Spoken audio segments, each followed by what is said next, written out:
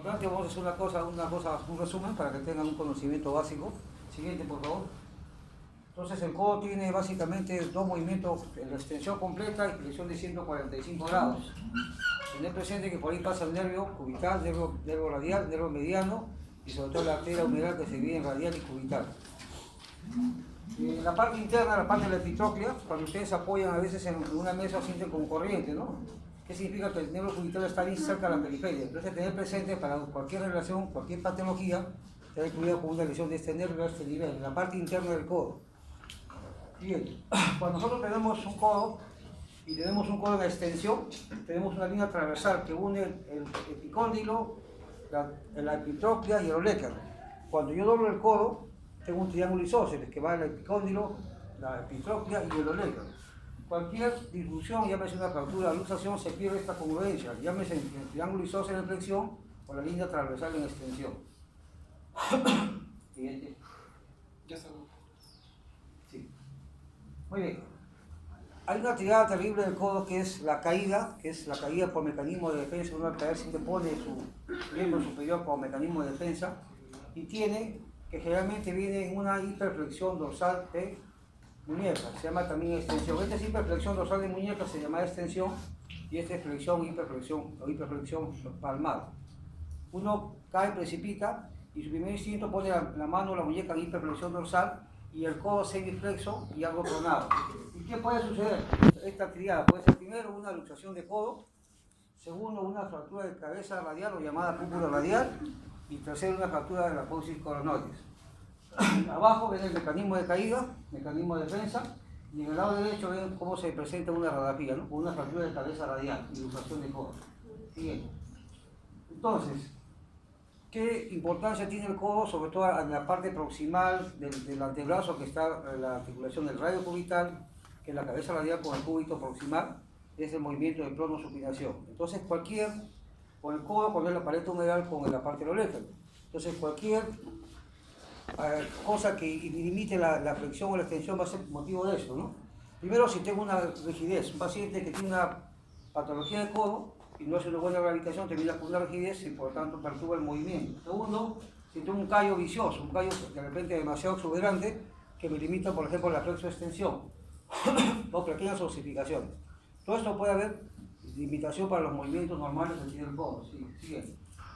Entonces, la luxación de codo es una patología frecuente que van a ver, es una urgencia y una emergencia a la vez, ¿no? Entonces, imagen típica de una luxación de codo, en el lado derecho una radiografía lateral, que es la que más vamos a usar. La antero-posterior no vamos a tener mayor visualidad. Siguiente. Todo lo que es fractura, todo lo que es luxación viene con las 3D, dolor, disfunción y deformidad. Entonces, luxación posterior, luxación la más frecuente es la luxación posterior externa, en general la luxación posterior, que es el 90% de todas las luxaciones de codo. Entonces, la más frecuente luxación de hombres anterior y la más frecuente luxación de codo es la tipo posterior. Entonces, caída, como hemos dicho, hiperextensión o flexión forzada dorsal de muñeca y mano, semiflexión de codo y ligera pronación. Segundo, al caer sobre la mano, el paciente dice: he sentido que algo se me ha salido de mi sitio, o sea, una sensación de dislocación. Una gran impotencia funcional, el paciente viene en una actitud completamente dolorosa, sin mover nada, y lógicamente al haber una luxación siempre hay un compromiso ligamentario. Toda luxación siempre tiene un compromiso ligamentario. Todo lo que es problema ligamentario se llama esguince, que puede ser ruptura total, ruptura parcial o distensión de ligamento. Y la distensión puede ser grado 1, grado 2 y grado 3. Abajo, lo anterior, abajo vemos la imagen típica de una radiografía de una luxación posterior del codo y en el lado derecho un diagrama. Siguiente. En este esquema estamos viendo el mecanismo de acción de caída de un paciente donde se produce la luxación del codo. En el lado del medio vemos la dilución que hay en la línea vertical que une el olecano con la diálisis del húmero. En el lado abajo vemos que hay una dilución de esta línea vertical porque hay una luxación. Y tercero, la fovea de la parte posterior del brazo. Entonces, ¿qué va a pasar con una luxación? Como ustedes están viendo en el diagrama de abajo, el olecano se va hacia la región posterior. La paleta humeral se va a la región anterior y siempre va a haber una fovea, o sea, un hundimiento en la parte distal del brazo, a nivel del tríceps, como están viendo en la figura del lado de arriba. Hemos dicho que siempre hay lesión de ligamentos porque siempre al salir hueso de su sitio produce una distensión o una ruptura parcial o total de ligamentos. Siguiente. El examen clínico, ya sabemos, las 3D que hemos dicho: dolor. Segundo, el paciente viene en esta actitud, en una actitud de semiposición y una discreta pronación. Tercero, el volumen hacia atrás porque el olétano se dirige hacia la región posterior. Adelante la paleta humeral y el signo de la fobia, que es lo característico. Esta es una imagen de una foto. Le damos un aumento de volumen y en el lado derecho la radiografía típica de una luxación del codo, que la más frecuente hemos dicho es de tipo posterior. Bien. Las luxaciones generalmente no van solas, se acompañan de fracturas, como están viendo ustedes. Existe una serie de fracturas que es bueno que lo recuerden. Entonces arriba tenemos luxación típica del codo posterior. En el lado derecho una luxación con una fractura de apófisis coronoides. Estas son las otras variedades de luxaciones en la parte del medio: la divergente, la medial, la lateral. Y abajo, cuando se asocia a otras fracturas, como es fractura del olétano, como están viendo en la imagen de abajo, fractura de apófisis coronoides o fractura de cabeza o cúpula radial, ¿no? Entonces, no se olviden que se puede presentar con fracturas asociadas. Entonces, clínicamente, esta imagen radiográfica típica, clínicamente vemos el repliegue de la tróquea o la porción distal del húmero o la paleta humeral. En la parte posterior tenemos el olétano. Y no se olviden lo que dijimos, hay una incongruencia de lo que sabíamos. El codo, en una línea horizontal, tenemos una línea que une el epicóndilo, el olétano y la epitróquea. Pues acá se perdió esa línea horizontal, y si dobla el codo, se pierde esa congruencia de ese triángulo isósceles que estábamos hablando, ¿no? Estos 3 puntos se modifican. Bien. Obviamente, siempre que tengan una luxación de codo, tienen que ver todo lo que es las partes blandas. Número 1, ver cómo está la parte cutánea, si es que hay lesiones asociadas. Segundo, si hay una compresión vascular, cómo me doy cuenta, pidiendo el pulso. Segundo, si hay color aumentado, si el calor ha aumentado en la zona lesionada. Y cómo está el problema nervioso, si hay una compresión, que puede producir ¿qué cosa? Sensibilidad alterada o cambios en la motilidad, ¿no?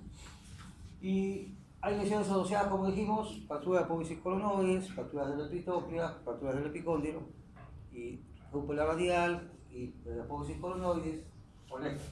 Sigue. Tenemos algunas imágenes. Por ejemplo, tengo una luxación que se redujo, pero sin embargo tenía una abulsión del epicóndilo. Siguiente. Aquí es una abulsión de la epitróquea.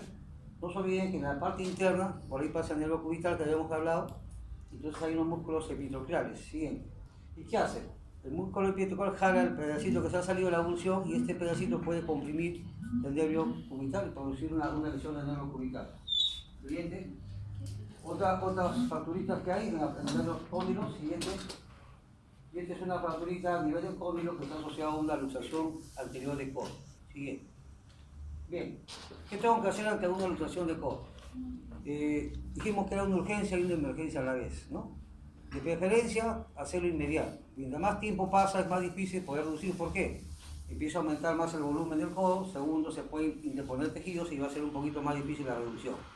Por instinto o por primera intención, tratar de hacer una reducción, por ejemplo en emergencia, de tipo incruenta. Lo que yo hago, generalmente pongo un poquito de anestesia local, que es unos 5 o 6 centímetros en la articulación, y tengo que tener un ayudante que me haga la contracción. Jalamos la mano, hace la tracción, y un ayudante me hace la contracción, lo que es en este caso la fajita.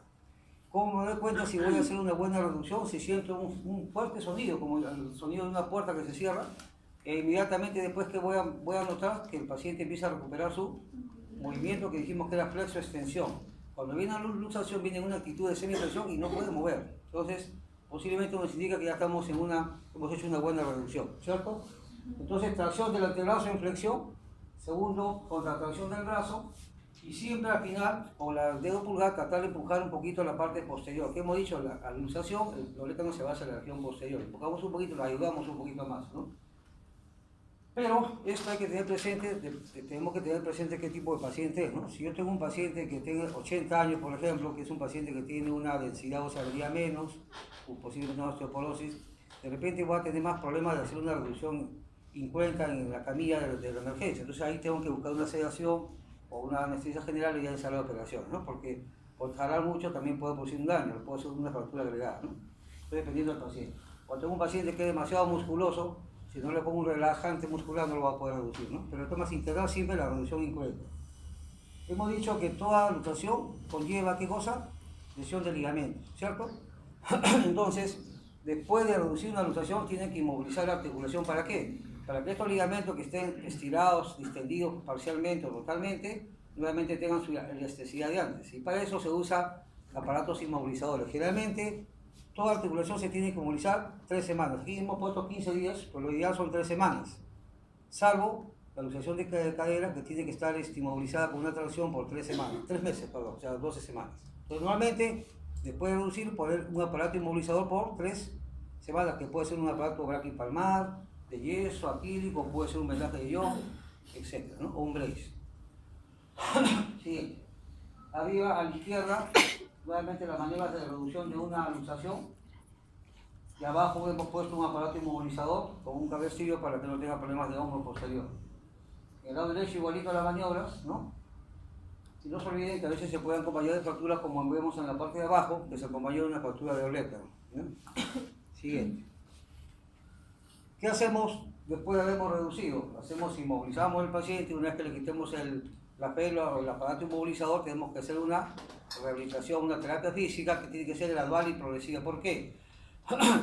Si no movemos una articulación, tenemos una complicación que se llama rigidez articular. Y si no movemos una articulación, tenemos la hipotrofia muscular. Entonces hay que empezar a hacer movimientos activos. Yo personalmente no estoy de acuerdo mucho con el movimiento pasivo. Esto es activo el que yo hago, y esto es pasivo el que alguien me hace, porque a veces el terapista no mide la fuerza, no sabe el tipo de fractura que es, no sabe el tipo de luxación que es, o no sabe el tipo muscular que tiene el paciente. Entonces mejor es hacer activo, graduales y progresivas, por supuesto dirigido por un terapista o una medicina física.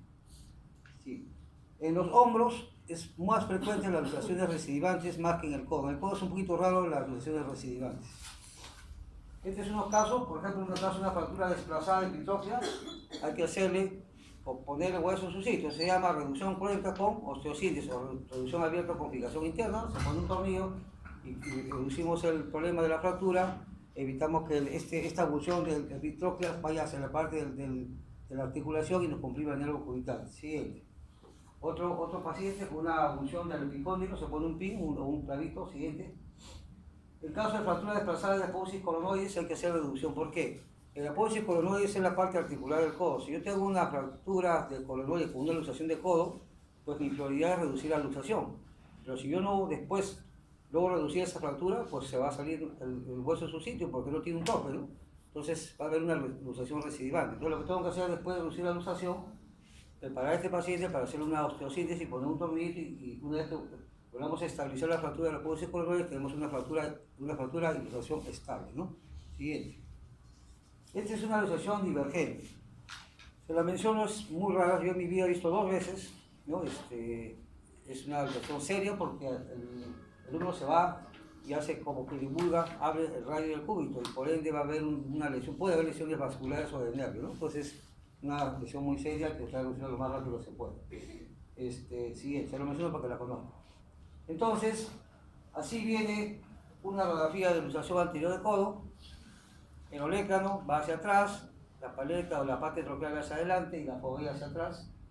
Clínicamente un codo que no puede moverlo, que está en una actitud semiflexión, voluminoso, aumento de volumen. Hacemos una maniobra de reducción, logramos mejorar la flexo-extensión, dijimos que la flexión es hasta 145 grados, a veces no se puede porque está un poquito desmatizado.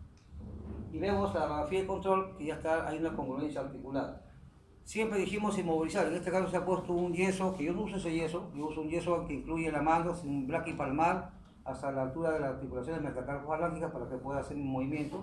Aquí tiene la mano libre, yo no uso porque a veces produce edema de mano. La idea es ponerle un yeso braquipalmar o una féluca braquipalmar por 3 semanas. Siguiente. Esta es otra imagen, para que no se olviden de una luxación de codo como viene. En el lado izquierdo, así viene el codo, no puede moverlo, un dolor intenso. Dice que el dolor de la luxación es mucho más intenso que la misma fractura, dice, ¿no? Los que han tenido luxación, algunos de acá, se me pueden dar fe de eso, ¿no? Entonces vemos nuevamente el olecrano hacia atrás, paletomeradas hacia adelante, y esa fovea que siempre es la característica de una luxación, las imágenes distorsionadas de la radiografía, que vemos una luxación posterior, hacemos la reducción y inmediatamente recuperamos flexo-extensión, y esta es una radiografía de control para comprobar lo que hemos logrado hacer, ¿no? Siguiente. Muy bien. Otra entidad interesante, importante en el codo es el olécano y la luxofractura de Montella. El olécano, ustedes saben que es la parte proximal del cúbito que se articula con la pared humeral. Eso produce y forma la articulación del codo, porque el codo tiene dos. Más abajito, más distal está el radio cubital, o sea, el radio proximal. Estas son las imágenes típicas del tipo de fractura de olécano, son las más frecuentes que van a ver, transversales o oblicuas cortas. Bien. Entonces, generalmente el mecanismo es choque directo. El paciente que camina, está jugando fútbol o tiene un accidente y cae, o el codo directamente sobre el piso o sobre algo que golpea. Entonces, el choque es directo. Es más infrecuente, muy raro que uno tenga ese mecanismo que dijimos parecido a la luxación del codo, pero lo más frecuente es el choque directo. Entonces, ¿qué va a pasar? Que el fragmento proximal que están viendo acá, en el diagrama en el rojo, se va hacia la parte proximal, hacia arriba. ¿Por qué? Por la acción del músculo tríceps, ¿no? Que lo jala, ¿no?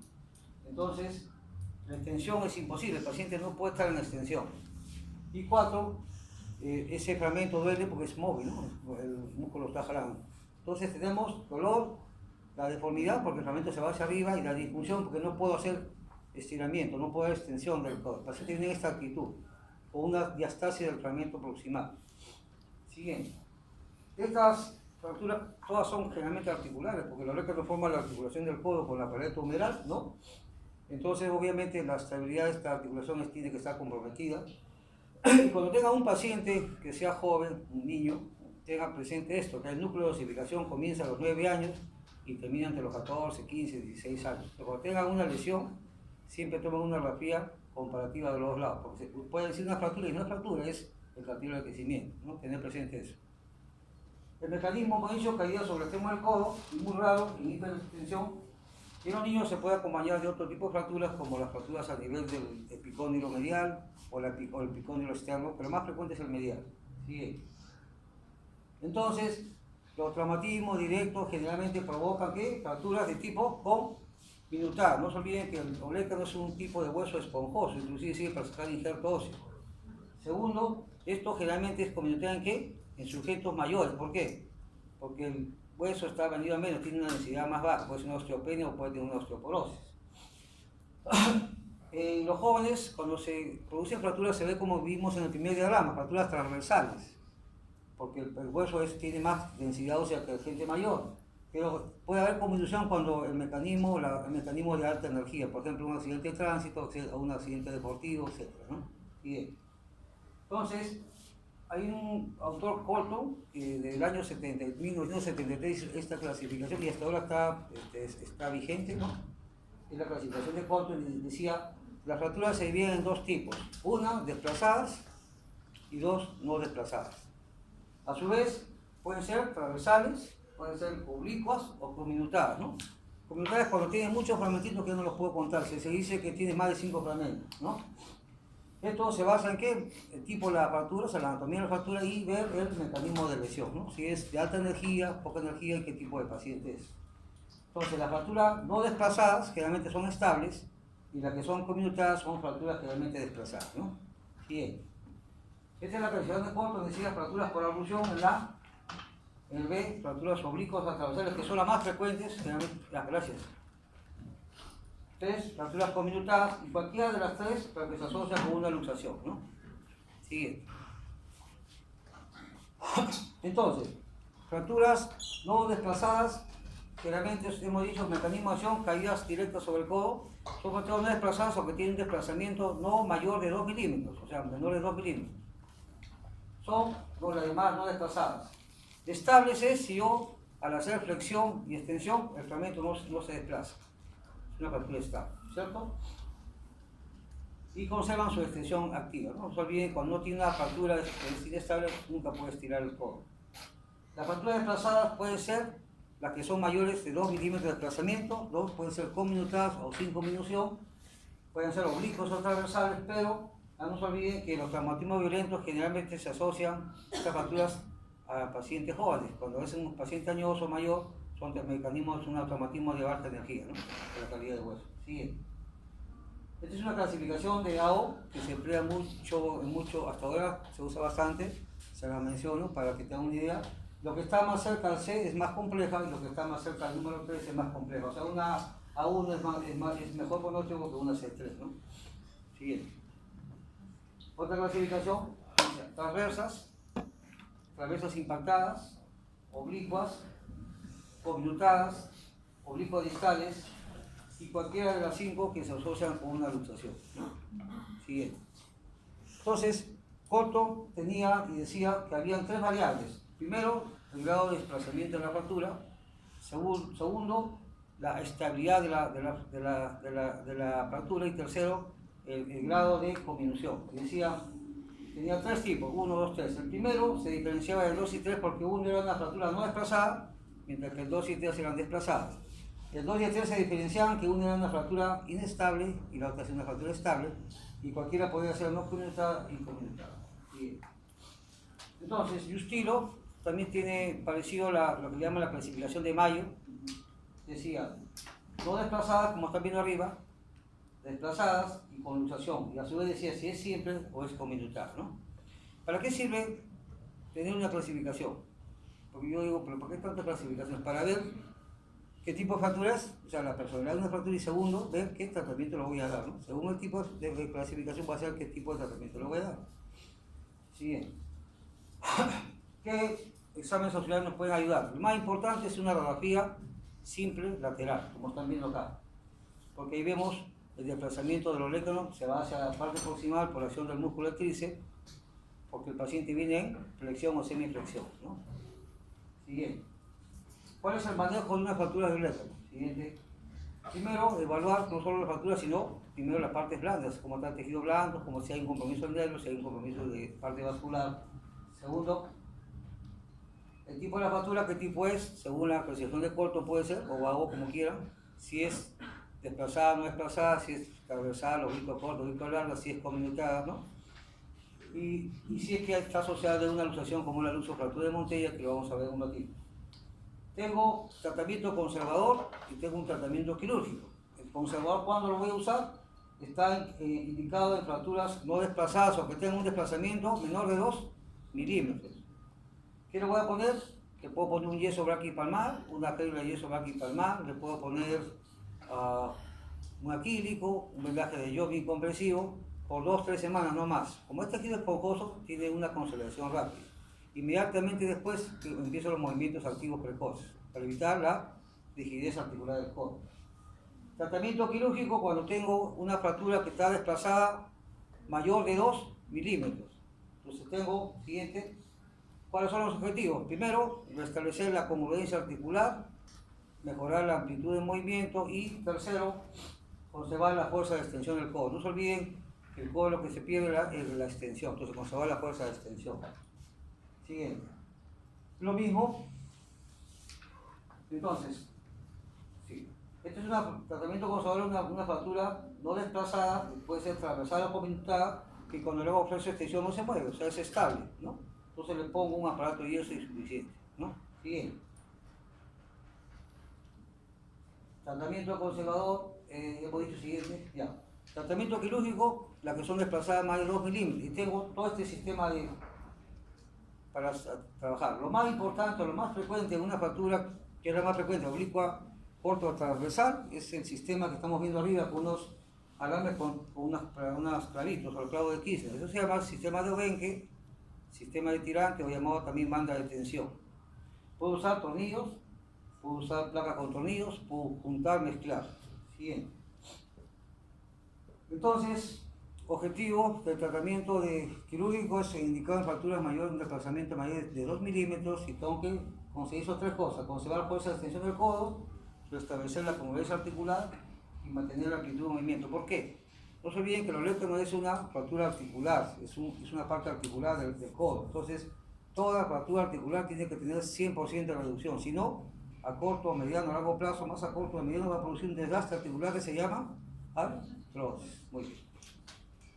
Una fractura típica, transversal o corta, tratamiento del sistema de Obenke o banda de tensión. Se pone 2 pines, 2 clavitos pines, hacemos un huequito en el cúbito, y hacemos un cerclaje con alambre. Conforme vamos ajustando el alambre, los fragmentos se van comprimiendo. Siguiente. Esto es rápido porque esto es solo para mencionar si es una fractura doble, que generalmente se pone en el cúbito ventral, o sea, boca abajo, de costado, ¿sí? Tener presente, no se olviden el nervio cubital, el nervio mediano, el nervio radial, la arteria humeral. Siguiente. Las fracturas, ¿cómo se reducen en extensión? O sea, toda fractura viene así y yo tengo que reducir en extensión. Siguiente. Anterior, sí, anterior. Anterior. No, sí. Sí. Ahí. Esto es lo que decía el cerclaje en 8. Ponemos dos pines, hacemos un huequito en el cúbito, damos la vuelta en 8 el alambre, lo vamos con un alicate, hay unos aparatitos especiales, y conforme voy ajustando hago una compresión que es justamente que estaban desplazadas por la acción del tríceps. Como me doy cuenta si te he hecho mi cerclaje, porque después, antes de cerrar, antes de coser, hago extensión y flexión y no se mueve la fractura, ¿no? Bien. Entonces, este principio de tirante, que se usa para, generalmente lo más que se usa para la fractura de codo o lécano, se llama banda de tensión o sistema D o Benke.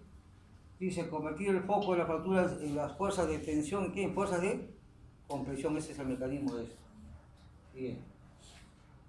Bueno, una fractura transversa, usamos el sistema de tirante o Benke o banda de tensión. Siguiente. Esta es la imagen típica de una fractura transversa. Ponemos el sistema de Benke o tirante. Pues se reduce la fractura, se restaura el movimiento completo del codo, que es 145 grados, ¿no? De extensión completa. Si tengo una fractura oblicua, ¿qué pasa si yo le pongo la banda o el sistema de tirante? Al hacer la compresión, como es oblicua, se me va a deslizar. Entonces primero tengo que fijar esa parte oblicua. Siguiente. Pongo un tornillo para que no se me corra el oblicua y le pongo encima el sistema de Benke. O sea, hay que combinar, ¿no? Según el tipo de fractura. Siguiente. Si tengo... No, anterior. Fracturas oblicuas hemos dicho, ya, siguiente. Si tengo una fractura compleja como estamos viendo ahí, ¿qué tengo que usar? Ya tengo que usar placas, porque ahí no funciona el sistema de tirante solo. Entonces, siguiente, puedo usar placas de tercio de caña que le llamamos tercio de tubo, hay placas que se llaman de reconstrucción, han salido las famosas placas bloqueadas y salieron unas placas hace unos años exclusivamente para lécano, pero se están descontinuando porque tienen muchos problemas. Siguiente. Vieron ustedes una fractura conminutada, se reduce, se pone una placa con tornillo y se soluciona y se restablece la congruencia articular. Siguiente. Otro paciente que tiene una fractura segmentaria de lécano, segmentaria porque tiene dos partes, no le puedo poner los Benke ahí, entonces usamos un sistema de placa con tornillos. Siguiente. Otro paciente igual, otra vez complejas, tercio de tubo, tercio de caña. ¿Usan lo que más usamos? Todo en el hospital del ministerio usamos cosas que son más baratas, ¿no? Plata bloqueadas poco. Siguiente. Esta es una fractura compleja porque tiene varias partes, es una fractura conminutada, podemos usar tercio de caña, pero también hay una placa que se llama reconstrucción. La diferencia es que es un poquito más gruesa, más estable y tiene unos bordes medio pestoneados. Siguiente. Se pone esa placa, como ven ustedes es otro tipo de placa, pero es un poquito más consistente que la otra, más fuerte. Siguiente. En todos los pacientes que ustedes tengan de fractura de lécano, en las mejores manos y con las mejores técnicas, siempre va a haber una limitación a la extensión completa, de 5 grados promedio a 10 grados. Entonces, resumiendo, ¿cómo voy a hacer un tratamiento de una fractura de lécano? Según el tipo de fractura. Si tengo una fractura simple transversal, pues le pongo un sistema de tirante con alambre y solucionar el problema. Si tengo la oblicua, uso tornillos con tirante.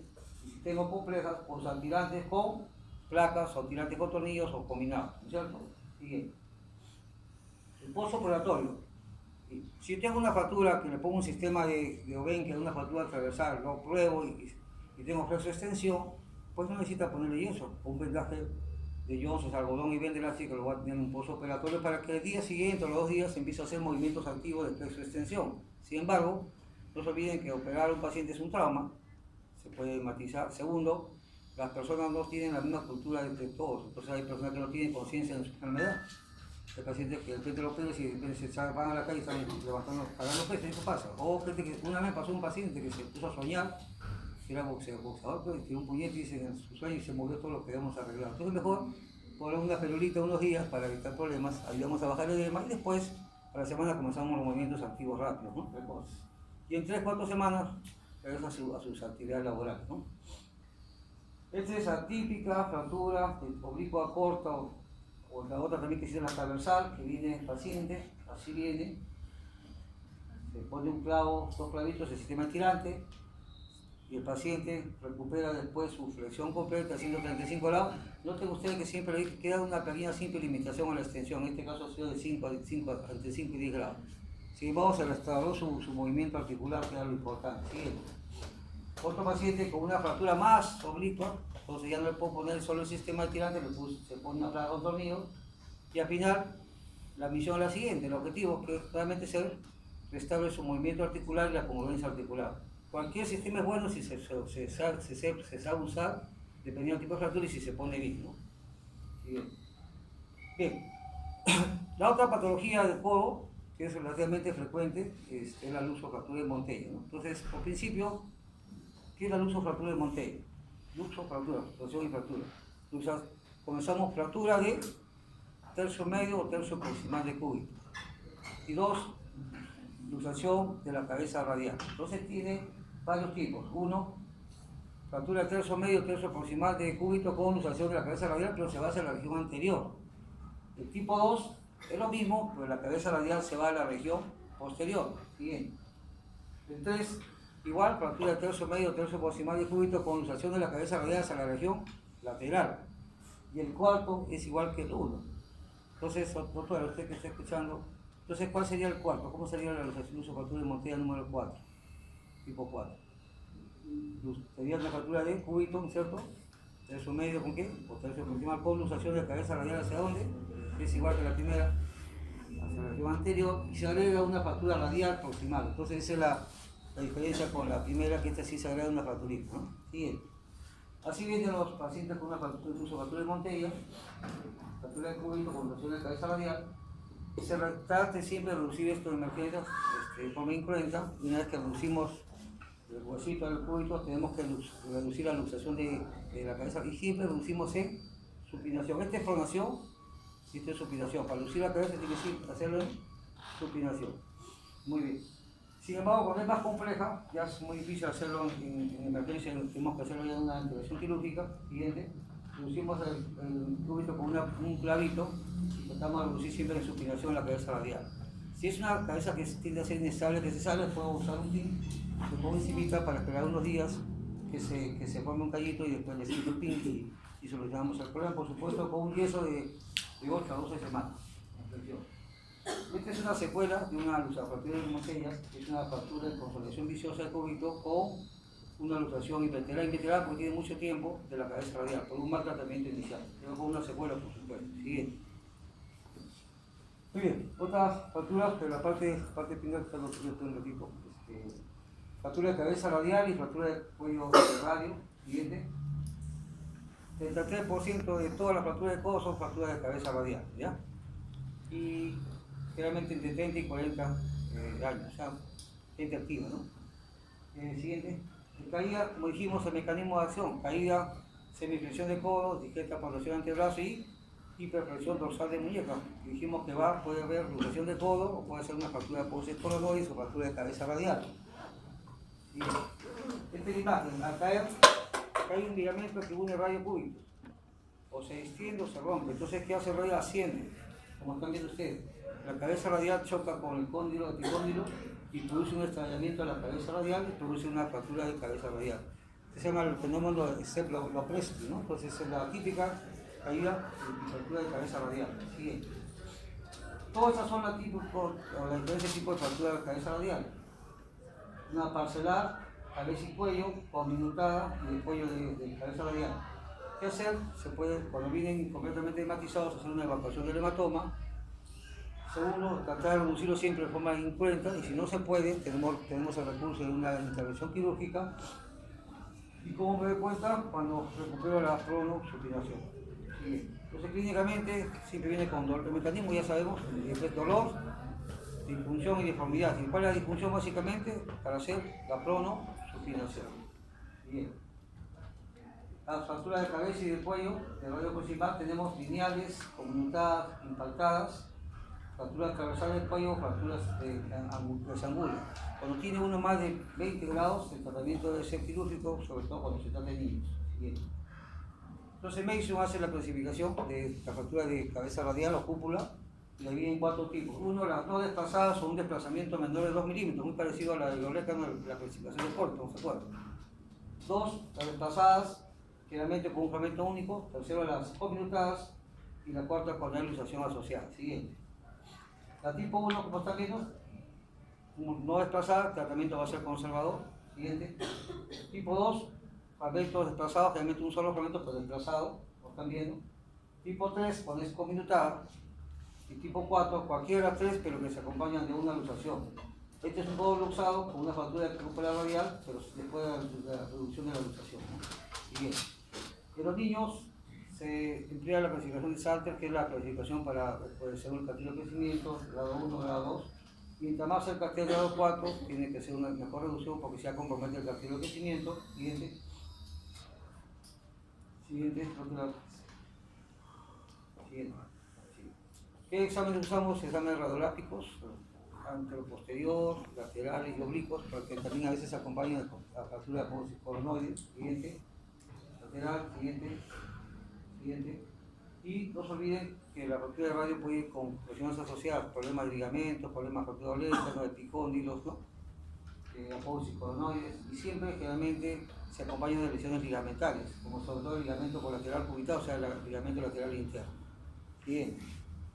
Esta es una imagen, una tomografía para que vean el grado 1, poco desplazamiento, una tomografía de grado 2, desplazado, 3 con descominutada, y 4 cuando se acompaña de una luxación. Entonces podemos recurrir también a la tomografía axial, porque la tomografía nos dice exactamente la cantidad de fragmentos y cómo está el desplazamiento. Bien.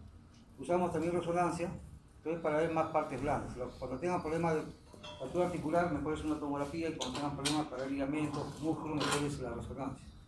O fractura articular. Tratamiento tipo 1, fractura de Mason que no está desplazada, ortopédico, 10 o 10 días, 8 días, pelo de yeso. 2, si tengo la 2, el fragmento desplazado único, uso rápido, reducción abierta con fijación interna o reducción crónica con osteosíntesis, puede ser tornillos, plaquitas. Cuando es 3, tengo una conminutada, trato de armarlo. Si no puedo armarlo, tengo una posibilidad de retirar la cabeza, hacer una extirpación de la cabeza radial. Y 4, cualquiera de los 3 tipos, pues se acompañan de una reducción de la luxación del codo. Siguiente. Fracturas simples, que se ponen tornillitos, este es un niño que se pone un clavito. Siguiente. Entonces el objetivo del tratamiento es conservar la función. Siguiente. Si tengo un hematoma, hacer una artrocentesis, o sea, aspirar el hematoma. Tratamiento incruento se resuelve en las fracturas estables o desplazadas que tengan un desplazamiento no mayor de 2 milímetros. Siguiente.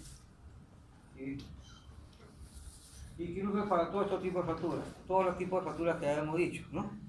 Parcelares, de cuello, cabeza, conminutadas, ¿no? También cuando se asocian con otro tipo de fracturas. Y no, algunos dicen que no es aconsejable la extirpación de la cabeza radial. ¿Por qué? Si yo saco la cabeza radial, mi rollo va a ascender, va a tener una inestabilidad de muñeca. Entonces, tal vez hay alternativas de colocar algo ahí, un espaciador, podemos poner una prótesis. Siguiente.